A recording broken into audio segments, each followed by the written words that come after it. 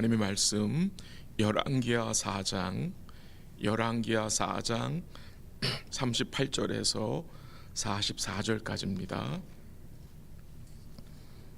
열왕기하 4장 38절에서 44절까지 한 절씩 교독하기로 하겠습니다. 4장 38절. 엘리사가 다시 길갈에 이르니 그 땅에 흉년이 들었는데 선지자의 제자들이 엘리사의 앞에 앉은지라. 엘리사가 자기 사원에게 이르되 큰 솥을 걸고 선지자의 제자들을 위하여 국을 끓이라 하매 한 사람이 채소를 캐러 들에 나가 들포도 덩굴을 만나 그것에서 들호박을 따서 옷자락에 채워 가지고 돌아와 썰어 국 끓이는 솥에 넣되 그들은 무엇인지 알지 못한지라. 이에 퍼다가 무리에게 주어 먹게 하였더니 무리가 국을 먹다가 그들이 외쳐 이르되 하나님의 사람이여 솥에 죽음의 독이 있나이다 하고 능히 먹지 못하는지라. 엘리사가 이르되 그러면 가루를 가져오라 하여 솥에 던지고 이르되 퍼다가 무리에게 주어 먹게 하라 하매 이에 솥 가운데 독이 없어지니라. 한 사람이 바알 살리사에서부터 와서 처음 만든 떡 곧 보리떡 20개와 또 자루에 담은 채소를 하나님의 사람에게 드린지라. 그가 이르되 무리에게 주어 먹게 하라. 그 사환이 이르되 내가 어찌 이것을 100명에게 주겠나이까 하나 엘리사는 또 이르되 무리에게 주어 먹게 하라. 여호와의 말씀이 그들이 먹고 남으리라 하셨느니라. 함께하죠. 그가 그들 앞에 주었더니 여호와의 말씀하신 대로 먹고 남았더라. 아멘. 오늘 본문에 두 가지 기적, 두 가지 표적이 나옵니다. 첫 번째는 국을 끓였는데 그 국에 독이 들어 있었습니다. 그래서 엘리사가 가루를 그 솥에 던지라고 했더니 그 가루를 던져서 그 독이 이제 없어졌습니다. 두 번째 표적 기적은 보리떡 20개와 채소 한 자루로 100명의 선지자의 제자들이 먹고 남은 내용입니다. 이 두 가지를 잠시 아침에 살펴보도록 하겠습니다. 38절에 보니까 엘리사가 다시 길갈에 이르렀는데 그 땅에 흉년이 들었다고 했습니다. 흉년. 요 내용을 열왕기하 8장 1절에서 이 흉년의 기간을 7년으로 증거하고 있습니다. 엘리야 시대에는 3년 반 동안 흉년이었는데 엘리사 시대에는 그 기간이 2배가 되어서 7년간 흉년이 있었습니다. 이 흉년은 단순한 자연적 현상이 아닙니다. 약속의 땅에 흉년이 임한 것은 하나님의 언약적 저주의 결과입니다. 하나님의 언약적 저주의 결과. 즉 그 말은 이 이스라엘 백성들이 하나님을 배반하고 그가 약속하신 그 구원의 언약을 배반하여 우상을 섬긴 결과로 그 땅에 흉년이 임한 것임을 증거하는 것입니다. 근데 오늘 본문 38절에 보면은 한번 38절 읽어볼까요? 다 같이 시작.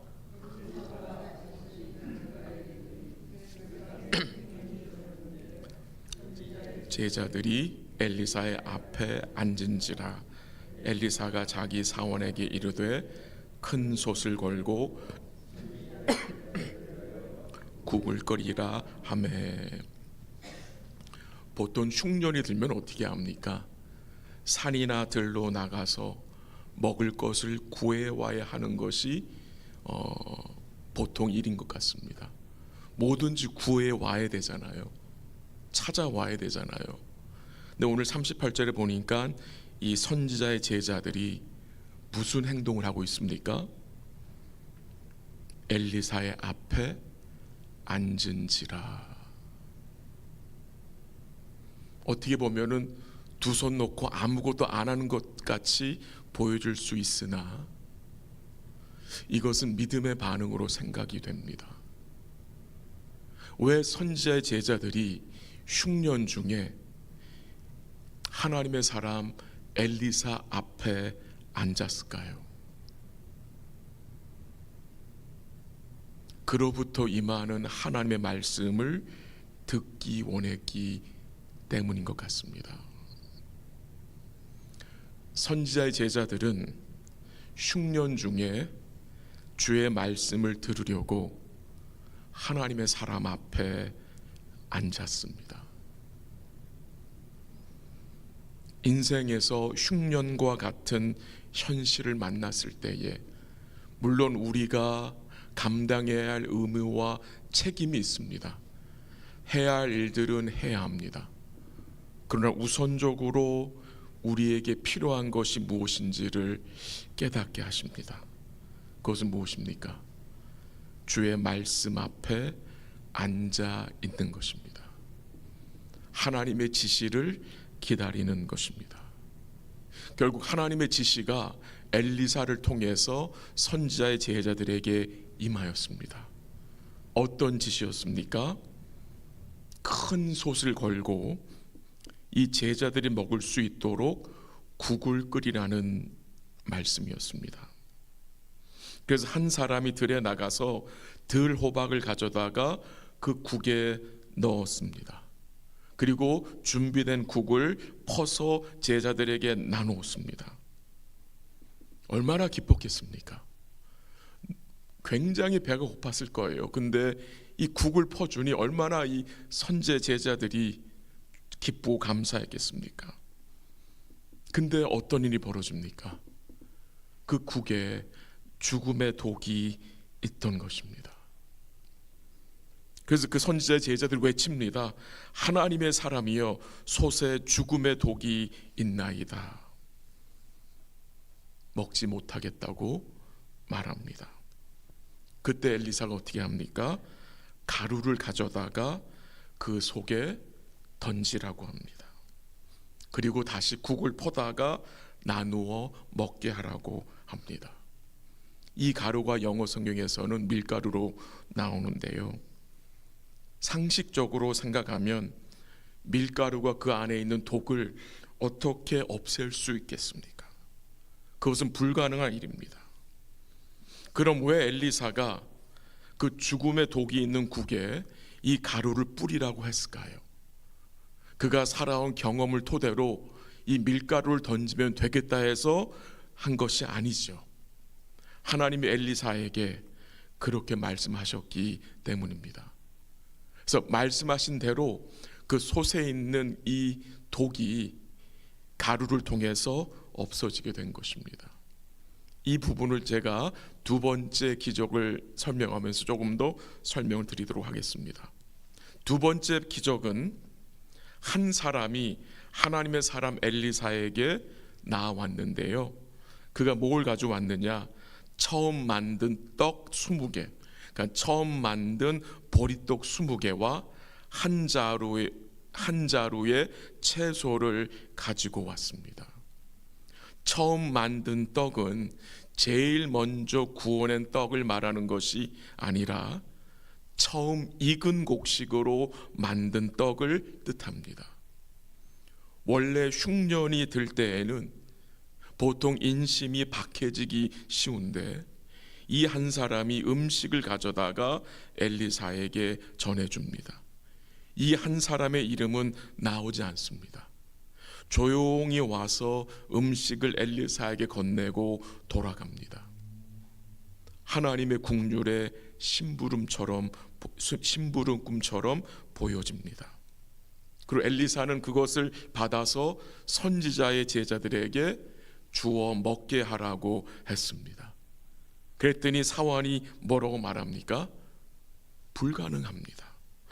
보리떡 20개와 채소 한 자루로 어찌 100여 명의 사람이 먹을 수 있겠습니까? 이것은 가능한 일이 아닙니다라고 사환이 이야기를 합니다. 이 사건을 통해서 우리가 무엇을 생각할 수 있습니까? 요한복음 6장에 나오는 오병이어의 사건이 생각이 납니다. 한 아이가 보리떡 5개와 물고기 2마리를 가지고 왔잖아요. 그때 주님 뭐라고 말씀하셨어요? 이것으로 많은 무리를 나누어 주라. 너희가 먹을 것을 주라고 말씀하셨을 때 제자들 역시 그것은 가능한 일이 아니라고 제자들이 말한 것이 생각이 납니다. 불가능한 일이지만 43절에 보면은 뭐라고 말씀하세요? 한번 같이 가볼까요? 시작. 그 사환이 이르되 내가 어찌 이것을 100명에게 주겠나이까 하나 엘리사는 또 이르되 무리에게 주어 먹게 하라. 여호와의 말씀이 그들이 먹고 남으리라 하셨느니라. 인간적으로는 다 먹을 수 없지만 주님께서 말씀하셨기에 엘리사는 뭐라고요? 먹고 남을 것을 증거했습니다. 하나님이 말씀하신 대로 그곳으로 100여 명이 먹고 남았다고 증거합니다. 말씀을 요약해서 정리해 보겠습니다. 제가 설교 서두에서 그 땅에 흉년이 임한 것은 단순히 자연적 현상이 아니라고, 이스라엘 백성들이 하나님의 언약을 배반하여 그 땅에 임한 하나님의 언약적 저주라고 말씀을 드렸습니다. 이 하나님의 언약적 저주를 멈추게 하는 길이 있습니까? 어떻게 하나님의 그 언약적 저주를 언약적 축복으로 바꿀 수 있습니까? 물론 인간의 힘으로는, 인간의 행위로는 그 하나님의 언약적 저주를 축복으로 바꿀 수 없습니다. 오늘 본문에서 우리는 큰 힌트를 받게 되는데, 국에 죽음의 독이 있을 때 그것을 무엇으로 멈추게 했습니까? 가루를 던졌을 때에, 밀가루를 던졌을 때에. 그리고 100여 명의 선지자의 제자들이 흉년 중에 배고팠을 때에 그들이 어떻게 먹게 되었습니까? 한 사람이 가져온 처음 만든 떡, 보리떡 20개를 통해서 그들이 먹게 되었는데요. 이 처음 만든 떡은 말씀드린 대로 제일 먼저 구워낸 떡이 아니라 처음 추수한 곡식으로 만든 떡이라고 말씀드렸습니다. 모세의 율법에서 처음 익은 곡식이나 열매는 누구한테 먼저 바칩니까? 하나님께 먼저 바칩니다. 짐승의 처음 수컷을 하나님께 바치고 처음 태어난 장자 역시 하나님께 바칩니다. 곡식 중에서도 처음 얻은 열매를 하나님께 먼저 바칩니다. 하나님께 제사를 드린다는 거잖아요. 제가 한 구절 읽어드릴게 한번 들어보세요. 이해를 돕기 위해서 로마서 11장 16절인데요. 한번 들어보십시오. 제사하는 처음 익은 곡식 가루가 거룩한즉 떡덩이도 그러하고 뿌리가 거룩한즉 가지도 그러하니라. 아멘. 무슨 말씀이 증거됩니까? 처음 것의 제사로 나머지도 거룩하게 된다는 말씀입니다. 처음 익은 곡식 가루가 하나님께 드려짐으로 거룩하게 되면 그 가루로 만든 떡도 거룩하다는 말씀입니다. 하나님께 처음 드린 곡식이나 열매 또한 짐승은 모두 예수님을 예표하는 것입니다. 그러니까 예수님의 드려짐으로 인하여서 그 안에 있는 모든 주의 백성들이 거룩하게 되는 것을 보여주는 것입니다. 어떻게 하나님의 언약적 저주가 그치게 되었습니까?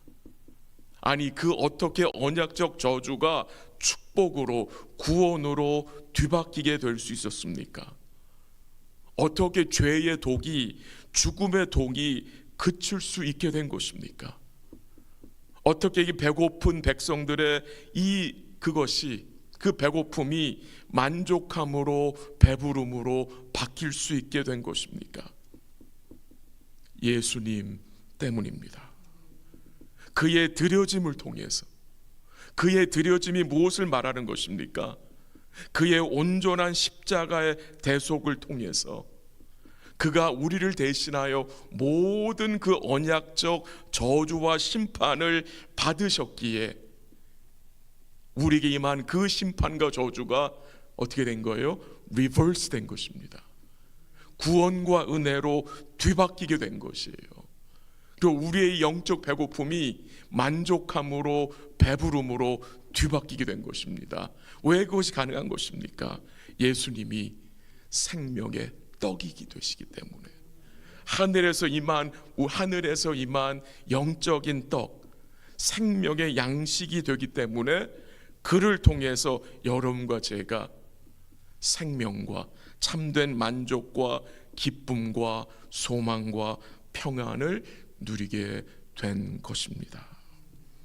오늘 이 아침에 기억하기 원하는 내용은 우리 예수님의 드려짐, 그의 대속의 은혜가 여러분과 저에게 무엇을 가지고 왔는지, 그가 우리의 참된 양식이 되신다는 의미가 무엇인지 오늘도 기억하시고, 우리를 배부르게 하신 그 주의 은혜와 그의 생명의 말씀을 오늘 하루도 우리 사랑하는 성도들이 굳게 붙잡고 예수님으로 만족하고 살아가는 복된 날 되시기를 주의 이름으로 간절히 기도합니다. 한번 기도하겠습니다. 하나님 아버지, 감사합니다. 우리에게 임하여야 할 그 모든 하나님의 언약적 저주가 어떻게 그치게 되었는지 알고 믿게 하심을 감사합니다. 그 저주와 심판이 어떻게 축복과 구원으로 바뀌게 되었는지, 배고픈 우리가, 목마른 우리가 어떻게 만족하게 되었고 배부름을 소유하게 되었는지 우리로 알고 믿게 하심에 감사합니다. 그의 드려짐, 우리 주님의 드려짐을 통해서 또한 주님이 우리의 영의 양식이 되시고 생명의 떡이 되신다는 사실을 우리로 알고 믿게 하심에 감사드립니다. 오늘도 사랑하는 모든 성도들이 모든 상황 속에서 생명의 떡이 되신 주님을 굳게 의지하게 하시고, 우리 매일의 삶 속에서 주님 앞에 앉아 있는 말씀을 기다리는 복된 삶이 우리 삶에 계속해서 유지될 수 있도록 주님 도와주시고 인도하여 주시옵소서. 오늘 BBS 마지막 날입니다. 지난 3일 동안 주께서 인도해 주시고 또 우리 자녀들을 축복해 주심에 감사합니다. 오늘 하루도 주의 손에 맡깁니다. 우리 함께하는 모든 자녀들에게, 또 섬기는 모든 성도들에게 예배하신 은혜를 더하시고 힘 주시기를 기도하고, 우리 자녀들 마음속에 예수님의 그 구원의 말씀이 깊이 뿌리 내리게 하시고, 우리 자녀들이 어려서부터 예수를 구주와 주님으로 믿고 인정하고 고백하고 예수님이 살아계심을, 참되심을 확신하며 살게 하옵소서. 오늘도 섬기시는 모든 종들과 모든 성도들에게 기쁨과 힘을 더하시기를 간절히 바라옵고, 오늘도 주의 은혜와 긍휼을 간구하는 주의 백성들을 주께서 불쌍히 여겨 주옵시고, 기도할 때 힘을 주시고 마음의 평안과 기쁨을 더하여 주시옵소서. 모든 것 주께 감사드리며 예수님의 이름으로 기도합니다. 아멘. 기도하시다가 돌아가시기 바랍니다.